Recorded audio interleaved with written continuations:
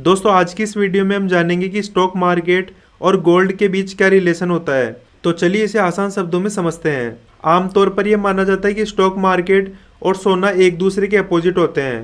कहने का मतलब है जब स्टॉक मार्केट अच्छा करता है तो अक्सर सोने की कीमत कम हो जाती है और जब शेयर मार्केट में गिरावट आती है तो गोल्ड की कीमत बढ़ जाती है।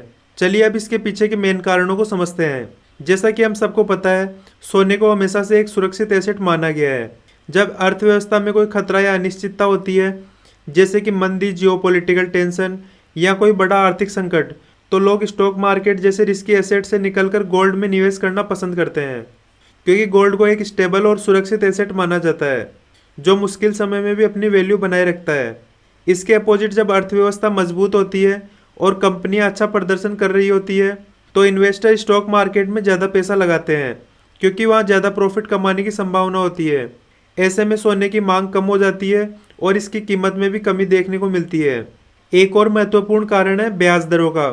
जब ब्याज दर कम होती है तो गोल्ड रखने की अपॉर्चुनिटी कॉस्ट कम हो जाती है, क्योंकि गोल्ड कोई इंटरेस्ट या डिविडेंड नहीं देता।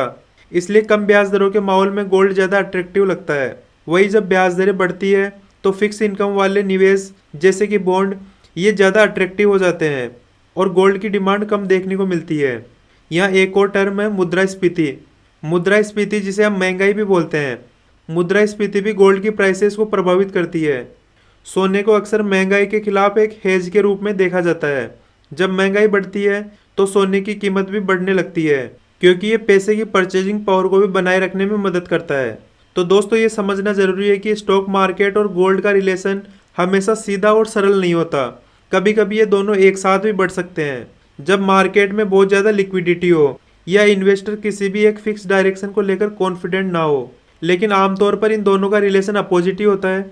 एक जो समझदार इन्वेस्टर होता है वो अपने पोर्टफोलियो में गोल्ड और शेयर दोनों को शामिल रखता है, ताकि रिस्क को कम किया जा सके और हर तरह के बाजार की स्थिति का फायदा उठाया जा सके। तो दोस्तों उम्मीद है आपको स्टॉक मार्केट और गोल्ड के बीच का ये रिलेशन समझ आया होगा। अगर आपका कोई क्वेश्चन है तो आप कमेंट सेक्शन में पूछ सकते हैं। अगर आपको ये वीडियो पसंद आया हो तो इस वीडियो को लाइक एंड शेयर करें। साथ ही इसी तरह के क्वालिटी कंटेंट को देखने के लिए वेल्थफुल चैनल को सब्सक्राइब करें।